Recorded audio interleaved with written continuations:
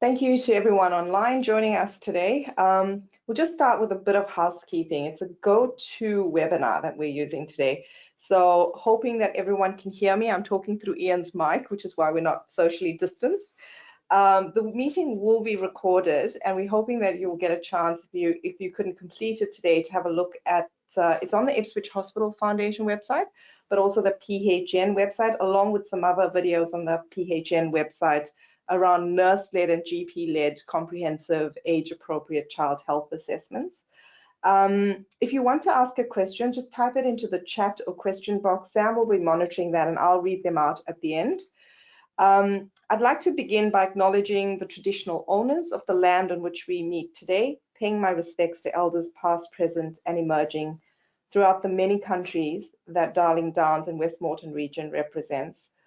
On behalf of everyone present here today, we acknowledge the need to continue working towards reconciliation and the continuation of cultural, spiritual, and educational practices of Aboriginal and Torres Strait Islander peoples. This webinar, as you all know, or for those of you who've joined before, is part of a series that we have been running focused on behavioral and developmental issues for children and young people.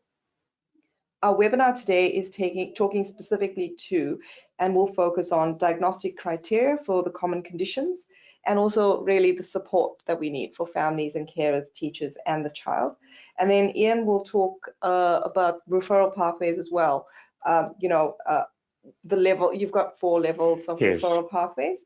I'll hand over to Ian now, I won't take up any more time, and just remember that if you have any questions, please, we'd like to keep it interactive. Just pop it into the questions section. Everything that we've discussed in the series is actually very practical and implementable immediately, I'd say, in your practice or for your child, or in a carer or education perspective. Well, thanks, Ian. Thank you kindly, Janisha. Well, lovely to see you all again. Though of course, you can see me, but I can't see you. Firstly, I'll just talk for a moment about what we've already done. For those of you who were not able to attend or have not seen them, the first webinar concerned how to make a diagnosis, and primarily that was around taking a history.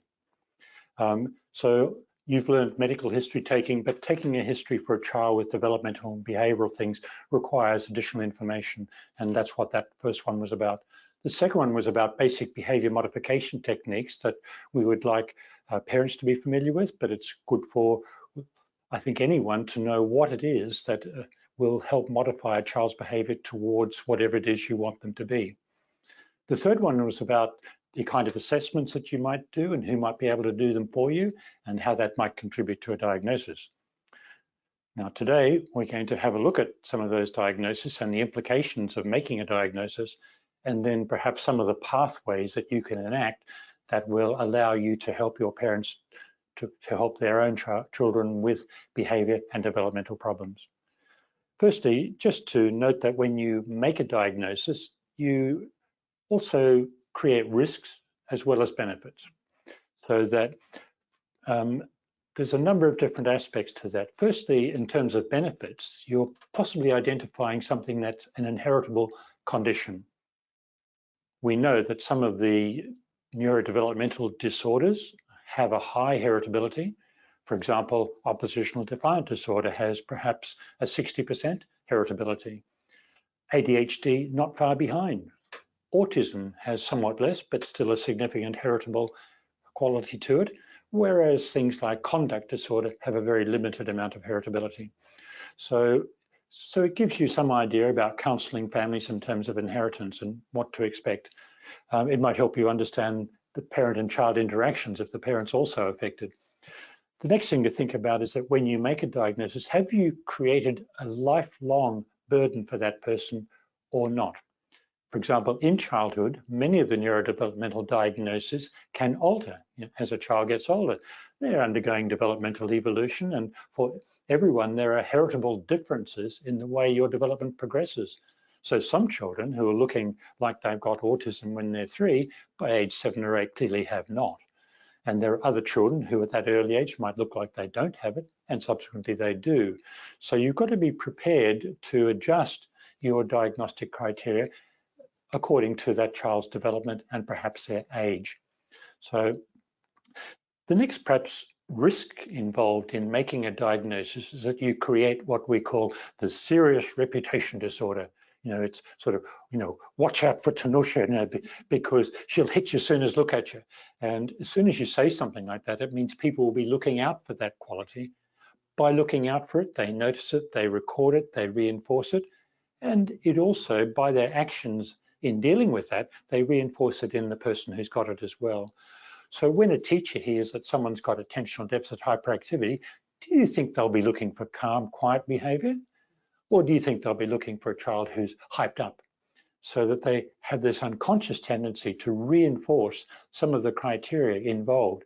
So when a diagnosis is made, it's very important to work on the child's strengths, not on their weaknesses. So you have to look past their diagnostic criteria and think, well, what are their strengths that we can use to take them past these things that we've noticed? And one of the evidences of that is that when we get referrals from schools, we quite often get a long list of what we call crime lists, and crime lists are, this day he did that, that day he did that, that day he did that, and it'll be full of that, and there won't be a single word of what he did well. So that tells me, what is that teacher looking for? And by looking for and by writing it down, she'll be reinforcing it in the child and making it self-fulfilling. So we do have to be careful when we make a diagnosis that we use it for its positive effects and not these risks. And now, speaking of positive effects, of course, if a school knows that a child has a particular condition, they might be able to alter the educational materials to suit that child's condition. For example, a child with intellectual impairment, it's fairly obvious, really. A lot of the behavioral things, though, apply no matter what the diagnosis. For example, building strengths applies no matter what the diagnosis. Teaching children self-regulation applies no matter what the diagnosis. And for some, it might be harder to achieve and others easier, but nevertheless, it's still the same target. It might affect medications that we provide. So on the whole, we're going to be providing medications for symptoms rather than specifically because of the diagnosis. There are children with attentional deficit hyperactivity disorder who can manage without drugs. There are children with a diagnosis of autism who've got comorbid hyperactivity that might need medication for it to be able to function. So the diagnosis doesn't necessarily mean that a child should be on a particular medication, but it might also guide us towards the best medication to choose if they are not coping. And then, of course, that's a question of funding. So here I've got to have a little bit of a rant, I'm sorry, because sometimes we get letters from schools saying we're unable to support this child unless they have a diagnosis. And I have to tell you that that is not the policy of Education Department. The policy of the Education Department is to support children no matter what their difficulty. Yes, they get additional funding if a child has particular diagnosis, but some of the children who have the most difficulty in the classroom, those who've been emotionally injured or neglected, are not eligible for financial support. So sometimes people will end up getting diagnosis in order to get financial support. And therein lies that huge risk of that serious reputation disorder, lifelong attachment that might affect their job-seeking capabilities when they're older, or even they're getting a license, for example. So we have to really think carefully about making a diagnosis about the risks and the benefits. And in speaking of attachment disorders, I just probably briefly allude to that because they interfere with the diagnosis of the more regular neurodevelopmental disorders that you know. In a child with attachment disorders, it will generally be the result of neglect. And that means that a child's brain, if neglected, will not grow in the areas that it needs to grow. And this was demonstrated very strongly in the Romanian exercise where children were put in homes and they were not stimulated. Their brains actually did not grow. There are also windows of opportunity for that. So if a child does not get the appropriate stimulation at the right developmental age, they may never be able to achieve that skill that they should have got. A child, for example, with crossed eyes, if the eyes aren't straightened, then the non-dominant eye will lose sight within about 2 years. So a lack of stimulation is perhaps the very worst thing that can happen. And we see a risk in that now where children can be attached to electronics instead of playing with parents, instead of learning the social skills that they need to learn to be able to be successful at school. We need people learning social skills by interactions, by knowing how to play and so on. Yes, children can be on electronics, but they need to be parent guided so that we've got that interaction going. So in the second kind of emotional injury is where children have been abused, and this has a slightly different impact. What this does is it activates the brain to be overly aware of danger in what you know as the post-traumatic stress. And many of the symptoms in children who've been emotionally injured in this way follow that pathway. So they're overactivated if people are too close to them. They're overactivated if the noises are too loud. And you might otherwise think, well, that might be an autistic symptom, but it might be the result simply of having this emotional activation that we see in children who've been emotionally injured. And of course, there are many children, sadly, who have a combination of both emotional injury and emotional neglect.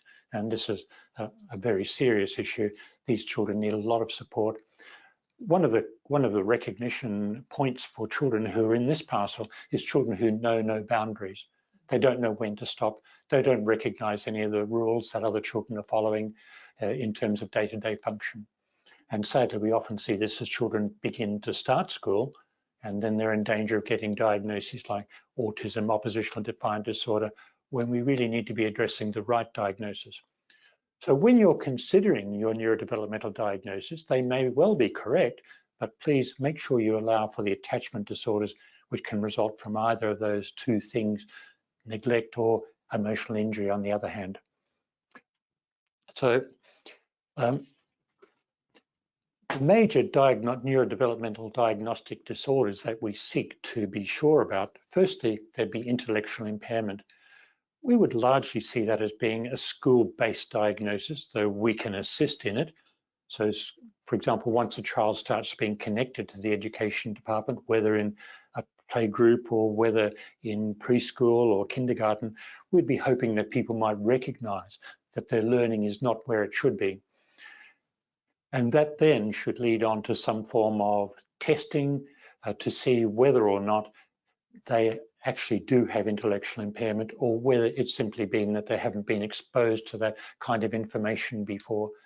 And we talked previously about the kind of testing schemes that can be used in terms of assessment scales at different ages. So intellectual impairment may be mild, in which case a child in school might need someone from the special education department come in, sit in the class with them and give them some supported learning. Or if it's more severe, they may need to be taken out of the classroom for particular learning targets. Or if it's very severe, they may need to be educated within a special education unit, or even going to a special school, which is not done so often these days, of course. So it's important to get that diagnosis right. Children might have attentional deficit hyperactivity disorder. And in looking at that, we have a number of criteria that people would use in making that diagnosis. Firstly, there might be the inattentive aspects to it. And I'm going to read you out. I know it's a bit boring reading, but I'm going to read you out the criteria that people use in making that. We need to have 6 of these elements that have been present for more than 6 months and are present in more than one environment. And they are poor attention with careless mistakes. They are the ability to stay on task, to hold attention for something they should be able to, or children who don't appear to be listening and they're not learning because they're not listening. I mean, I think my oldest son probably didn't seem to be listening to a lot of things. He was looking out the window, but he was learning well despite that. So it's got to be that combination.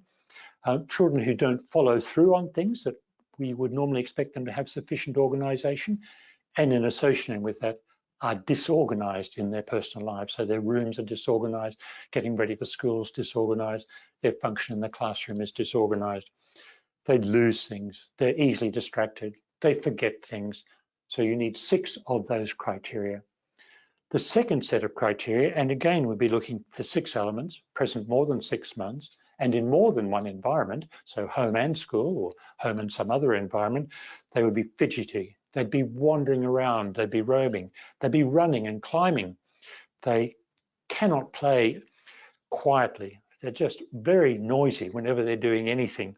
They're constantly on the go. They're talking excessively. They don't know when to be quiet. They talk when other children are talking, so they interfere with other children being able to function in a classroom. They're not able to wait. They interrupt things.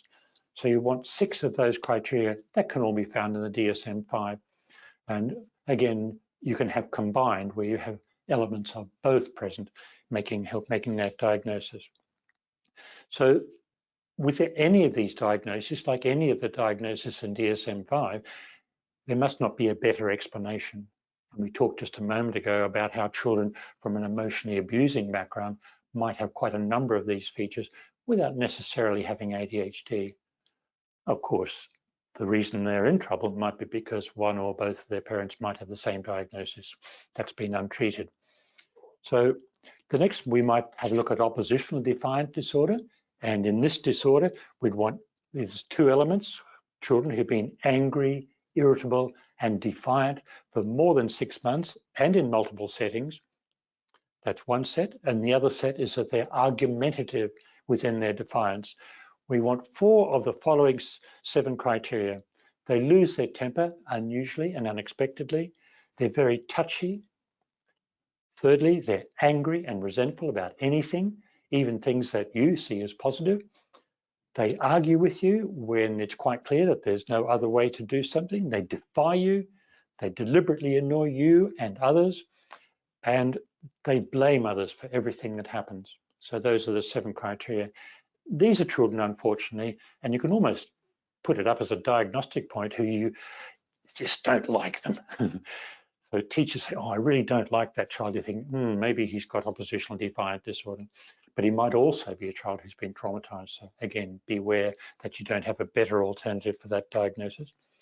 For children under 5, we need to have those elements present most days of the week and present for more than 6 months. For children who are over 5, we're not quite as strict. We need to see those elements present at least 1 day a week, preferably in more than one setting, and again, present for more than 6 months.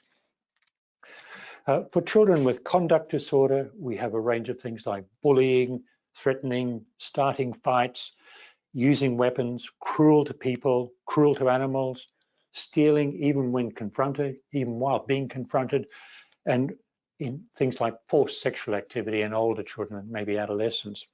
So that's within an area that's headed off as aggression to people and animals, and these things would be occurring often, not rarely. In terms of destruction of property, they might be deliberate fire setting, they might be deliberately destroying and breaking things, even though there's no functional advantage for them in doing so.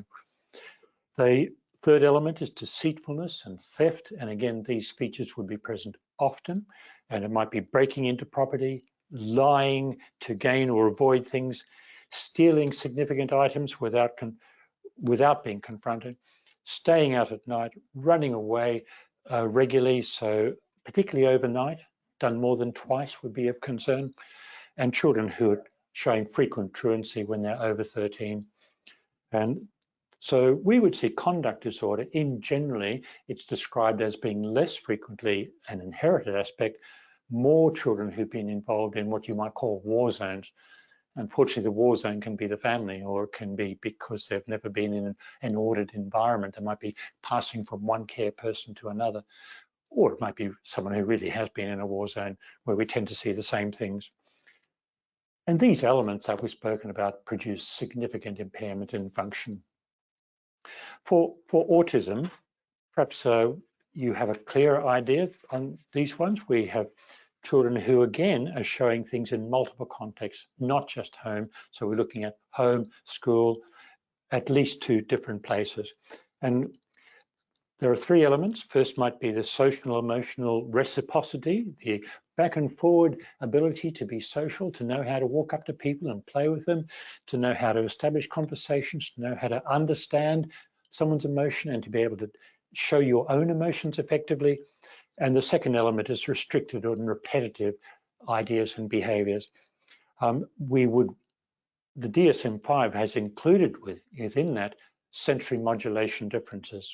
I think most of us working there would like to see that as a separate classification because it's something rather different. So children who are not showing effective in the verbal area, children often show a lack of understanding of the way other people are thinking. So they might do things like mid-topic starts. You're talking to someone about something, talking to Nush about something, and suddenly Sam comes and puts his face in front of mine and starts talking about his trains. So he's not understood the social context. He's not understood turn taking in the language. He's not understood all our body language or been able to display effectively his own. So, and in managing relationships, so a good question to ask, and we talked about this in Taking a History, is how effective is this child in going up and establishing play with others? Does he know how to approach? Does he know how to set the play in motion? But does he also know how to keep it going? Yeah. And if that play breaks down, what is it that breaks it down? Is it because he can't change his mind? He can't take on the rules and games of others? Or what is it about it? And does he actually have any friends, or does he have children he calls friends, but they don't know that they're his friends because he doesn't understand that social context of that word? And in restrictive and repetitive behaviors, you just be asking what range of interests does this child have? What creativity do they show within those interests? And how much is that affecting their learning? For example, if a child's only interested in Thomas the Tank Engine, then we might have to embed learning in that in order to engage them. And like all the other things, we have to have no better explanation for these differences. Sensory differences might be because the child's oversensitive or because they don't notice sensory things that others should do. So they'll be sensory seeking or sensory avoiding. One of the common sensory seeking things that we talked about in diagnosis was proprioceptive seeking. So tiptoeing, walking heavily, showing lots of movement while sitting in a chair in order to be sure about your body position. So if there are any questions about those, we might get you to place them on the site, but then I'll come back to that later on. And we're going to talk about medications in the next webinar. I think now that the time now is to come on to pass on, well, I think a child's got this on, what on earth are we going to do? And please, in all of these children who present with developmental or behavioral problems, there's been a recurrent tendency to assess children out of their skins. And please, let the question be, what are we going to do to help the family and to help the child? Let's not just go on assessment after assessment. Let's do something. And there are non-specific things we can do and specific things we can do. Now, what I would like you to do when you're thinking about that is look at 4 tiers.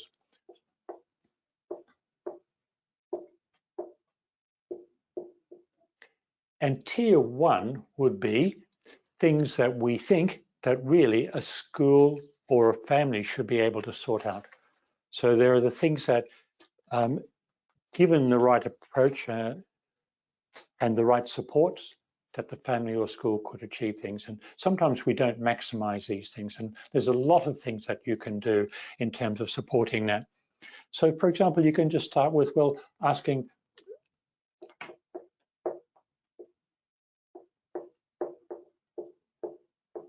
so what home supports are there? What family can come in and help? What play opportunities are there with cousins or maybe with neighbors? Or is there some place that children can go within the family context that allows them access to other children so they can learn some of those social skills and not just be on electronics? So we might be able to do more than that. We might be able to get children to be involved in more specific support services. So child health would be a great starting point. Child health not only is able to help direct people to places where they might find other children, but they can also do some assessments which might help us understand exactly where they lie. So there'll be more generalized assessments. There are non-government agencies that can provide lots of family supports. For example, you might see in a socially troubled family that they might need someone to come and help them organize their shopping or to organize their finances. And those sorts of things might be able to be done through non-government agencies like Anglicare or like Mercy Intensive Care and so on. So there's a number of those where those services are available, and you can direct families to contact, or you can contact for the family to make that happen. There are websites like Izzy, which has a number of supports through it in the same way that help families function better, but that might also provide some direct support for children. Kambu helps specifically helps children who might have an Indigenous background, and they've got a wide range of services, starting at this first level even, just with providing play support for children or helping parents know how to play with their children. So in these same places, there might be behavioural information. There's a lot of places that you can seek behavioural information or give to parents. And for example, this webinar series, we've got the second webinar on behaviour management you can find useful for parents. There's information sets available through Child Health. There's information sets available through Triple P, through 123 Magic, and through Circle of Security. Of those three, Triple P, of course, has got many valuable resources, including free online services that you can find and give those to parents if they're having trouble managing behaviour. Circle of Security is a brilliant program. In some settings it can cost, but there are some settings, and it's worth inquiring, for example, whether some of the NGOs you deal with can provide that setting. And it's certainly a tool much used by people like child and adolescent mental health services, though that's not an appropriate time to bring in this one at this first level of intervention. So I commend that you look at the question of electronics with families. We have an all-consuming approach to electronics now. We get families coming in even to clinic where they know we're looking out for it, where mum's pushing a pram with a child facing the wrong way, a child's got an electronic device in front of them, and mum's working on Facebook. What we'd like to see is mums talking to the child as they're wheeling around their shopping centres and informing the child about what's going on. But that's only a limited aspect of it. So the use of electronics affects fathers as well, affects mothers, and people might get angry because a child wants to play, but the parents locked onto their electronics. So we need to have a real life discussion about the importance of children being able to play with their parents, being able to play with other children, being able to play with neighbours' children, and so on. So we've just got a comment, bringing up Great Kids. Yes, Bringing Up Great Kids is another really good website. All those websites are actually on the Ipswich Hospital Foundation website. You can find a list of those organisations and how you might contact them. But I think probably a starting point for most is Triple P. The others tend to cost money, but Bringing Up Great Kids does not cost money. You can access that website and get support through that. But there are actually a number beyond that as well. So now at school, if a school sends a child to you, one of the first things I would ask you to do is ask the school, what services from the school have you already used? So has the school got a counsellor? Has a guidance officer been involved? Has a head of special education services been involved, or has this come straight from the teacher? Because the education department has got quite a number of support services they can put in at an early stage and try and prevent difficulty. There are behavioural support services. There are supports for children with learning difficulty, particularly children with reading, writing difficulties. There are children support for schools for children showing some early signs of autism. So or children with intellectual impairment. So these are visiting people who can come and support the school. But the schools also have got speech therapists, occupational therapists, and occasionally physiotherapists visiting. They have psychologists visiting. The guidance officer themselves has training in doing assessment. So we really want to know, have you already maximised those services at home, and have we maximised what the family have available to them before we start moving up the ladder? So in moving up the ladder then, we're going to look at children now who we have looked at the home supports. We've been sure that the school is supporting as well as they might do, and that the school has access to maybe information on behaviour management as well. I don't know about you, but Tanusha and I got no training in our medical school about behaviour management. Teachers are still getting very limited amount of behavioural training and pedagogics, and therapists are also getting limited amount in the area that we're talking about. So they might also be interested in information like the things we're talking about. For example, one of the things we're going to come to in a moment is about floor time. Now, floor time is a specialised technique about how to get involved with children in play. And there's a set of things involved in doing that make a lot of sense and make it a lot easier.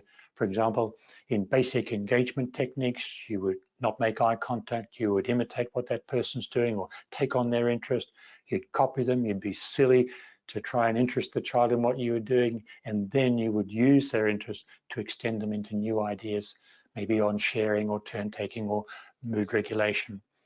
So in the second level now, we'd be approaching individual therapists. We can say, we've done that, but I see this child still has not got effective speech, so we might need a speech therapist or a speech pathologist.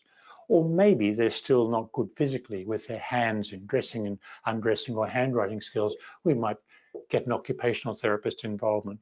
Or maybe we need a psychologist involvement to have a look at helping parents manage a behavior, or maybe to do some kind of assessment on exactly what's going on for a child. So we could look at these involvements. And of course, this is where GPs have a particular role in covering this second level. The services might be available through private services. They might be by engaging the school services. They might be making a request to hospital services like the Child Development Service, or even programs like Early Intervention Parenting Scheme, EAPS, which is available through Child Health. So there's a number of different ways to engage these services and get involved. And through the PHN, we also have particularly psychological services for parents who are struggling in managing their children. So this is a level 2 where we would be hoping that maybe just one particular engagement line would be able to help manage. If we look at what percentage this involves, we would hope that you would be solving 60% of problems in zone 1, and we're looking at providing maybe 20% in zone 2. And in zone 3, we now want a team approach. And this is where we might involve the NDIS, though they can also be involved at this level through each. Early childhood, early intervention. Yeah. And so each now is allowing parents to contact them directly, or you can facilitate that, and they'll be given a specific child support worker to help them, guide them through the things they need to achieve.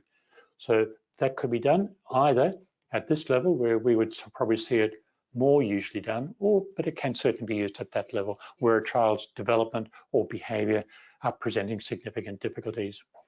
So in the team approach, though, in this case, we're looking at, say, a hospital type approach, where we've got a pediatric-led team, or we might be looking at child and adolescent mental health services.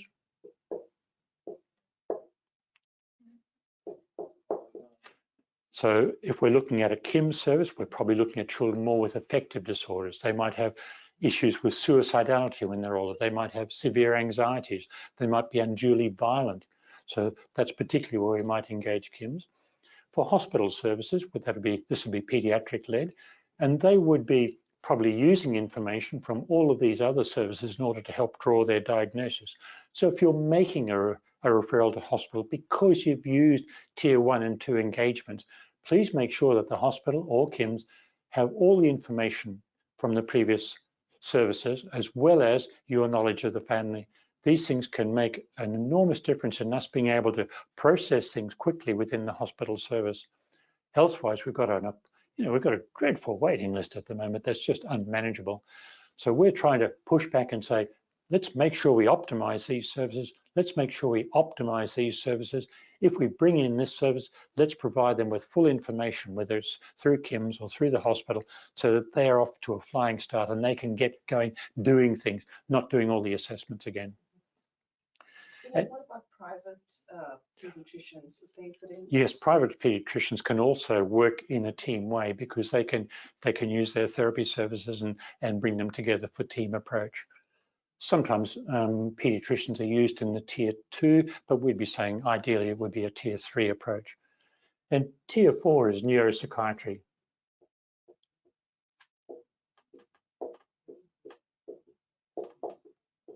And if we look at these with maybe 15% and 5%, I hope that's added up. It looks like it's added up. So really neuropsychiatry would be a small fraction of the children. And these are children really that we all have enormous difficulties managing. So teams have really been working hard, maybe even working with KIMS, but still not really got there. So we need a child psychiatrist with a specialized team around him to help at this level of neuropsychiatry. There are some private child psychiatrists who can work in this manner, But really, once we've got to these difficulties, we're using neuropsychiatry. And there may be a lot of backups for them. They might have things like Stride, and Stride does sit across some of these. So Stride Kids. So you might engage them at the team approach, not usual to engage them at this level, or we might be bringing them into this level. And this is specialized play area. It used to be called the Poppy Center, but now called Stride Kids. And they do some wonderful work because they have the engagement skills to be able to get children interested and involved and to learn and progress. So if we look back over what we've done today, we've tried just to sharpen up the diagnostic things a bit to give you a flavor of what people use for the diagnostic approach, but being aware that making a diagnosis might be a fluid thing. It might cause harm by labeling children, but there are potential benefits in terms of funding support for children and maybe for some of the specialized services for children. It certainly helps in children who are over 7 for NDIS support. So we could be looking at that. So we've gone on from there to look at the pathways. So we've talked about the pathways, but this kind of pathway is also available on the Westmoreton Health and Hospital Services website. And you can find the same kind of pathways on other health services web lists, so you can get other ideas from those other pathways. At the end of the day, there'll be some of you working in remote communities, and you will say, well, I know I can't readily get towards these places, but we would say, well, there's an awful lot you can probably still do even at home in a small town. There's probably a lot you could get the school to do, even in a small town, by getting visiting or supporting people in. You want to know that they're being done. You want to know then about what online services that they might be able to utilize, like Triple P, or what other training programs go out to support parents. Can you use EAPS, which is the early childhood parenting service, through Child Health to help support a family? So which of these services you use will depend a bit on where you're working and what availability of services you have. We have got this as a written document. If you wish afterwards to have a copy of the outline of these services that we would potentially engage, then we're happy to send it out to anyone who would like it.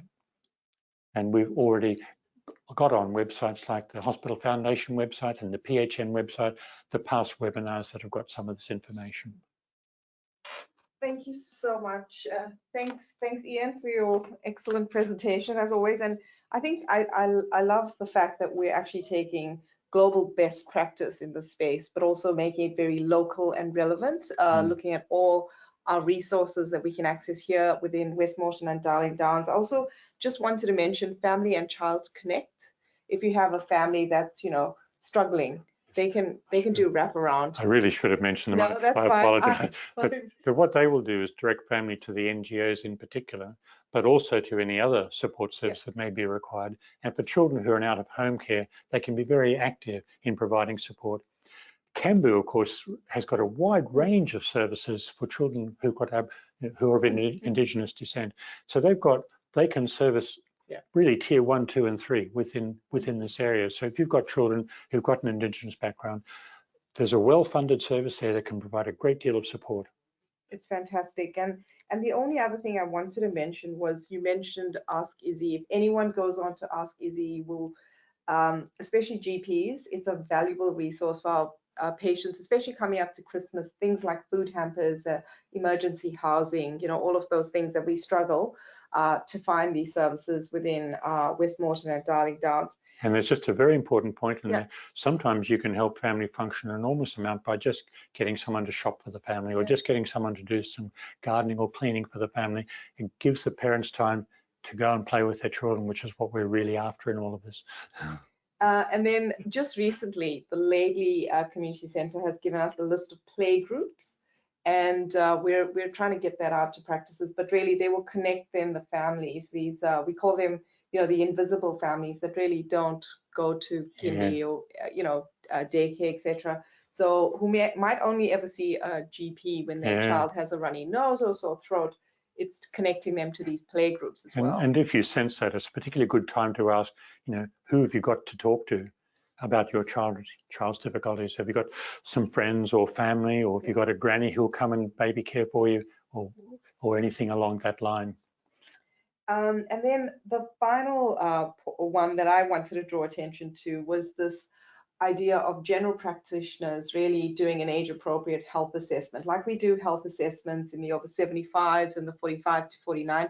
You spoke about the fact that in medical school and even as training as a pediatrician, that we haven't really been taught that systematic, methodical approach to really digging a little deeper to work out if there's a neurodevelopmental behavioral issue. And these can be found on our health pathways. We've had Dr. Jane McLeod do a presentation as well. And so, really having a systematic approach when a parent, often at the end of a consult, says, I'm not sleeping because little Johnny is. And in the first webinar we worked through all those, taking a systematic history. That's a reflection of what you can also find online in the National Childhood Assessment Framework. Brilliant. And that's exactly what the health pathway has been built on. So next week will be our last, we'll be concluding the series, but all the webinars will actually be available online. We'll also try and give you some information on how you can accrue some CPD points using the time that we spent on these webinars. The next webinar will focus specifically on medication management. As it does form part of the strategy. Is there a question? There is a question. They ask, how do we access them, the prior webinars? The prior webinars are on the PHN website under online education, and also on the Ipswich Hospital Foundation website. Actually, it's in the Ipswich Hospital Foundation website, it's under local research. So you'll find it there, and on the PHN website, online education. Just if you search for Ian or Ian's webinars or lunchtime webinars, it should come up. So in terms of managing medication, because it does actually, as Ian said, once you've been through all these levels of intervention, the medication is one of those strategies that we sometimes have to use. And in some ways, what we've been talking about in all of this is how to avoid using medication, because it's too easy just to put children on a medication instead of looking at ways we might support them. We talked once before about giving children space to think, for example. Something as simple as that can make an enormous difference, so they don't end up on medication. Because children who aren't given space to think because they don't know or because they're angry will just erupt. If you give them space to think, because you limit eye contact, you're patient, you listen to what they've got to say, then these are strategies that will help you not need to prescribe medication. But next week, we'll talk about that possibility. Well, thank you all for your time. Thank you, Ian, again, for a wonderful presentation. I keep taking notes every time, even though I've heard these talks before.